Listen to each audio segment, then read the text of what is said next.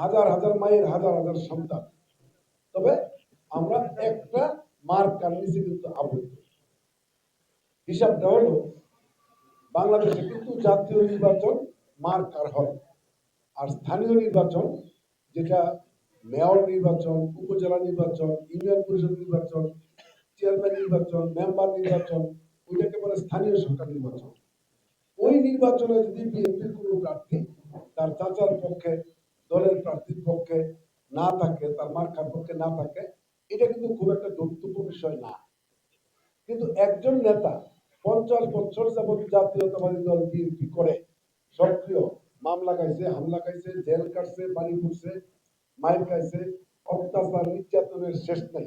গত 17 বছর এটা হয়েছে না, তারা কিন্তু আমরা আপনি আমি আমরা সবাই কিন্তু অনেক ক্ষতিগ্রস্ত হয়েছে। কিন্তু এখন জাতীয় সংসদ নির্বাচন আসছে, ধানের শীষের মার্কা আসছে, আমরা কিন্তু 17 বছর কিন্তু নির্বাচন করতে পারি নাই এই স্বৈরাচারের কারণে। 17 বছর পরে ধানের শীষ নির্বাচন করতেছে।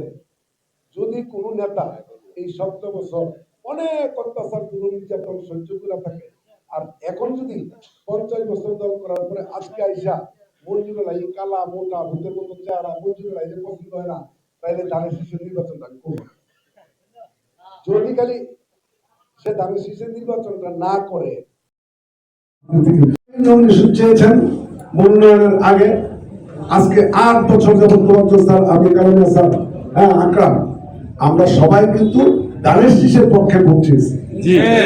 আমি মনোনয়ন চাই, কিন্তু আমি যদি মনোনয়ন না পাই, ধানের শীষ যার কাছে থাকবে আমরা সকলে ধানের শীষ নির্বাচন করবো।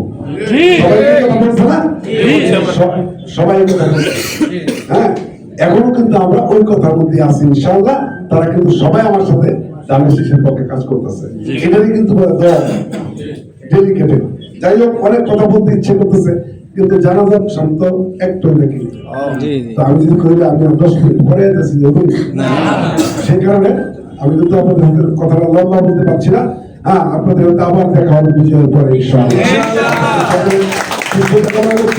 ভালো থাকেন, সুস্থ থাকেন, সুন্দর থাকেন। আসসালামু আলাইকুম।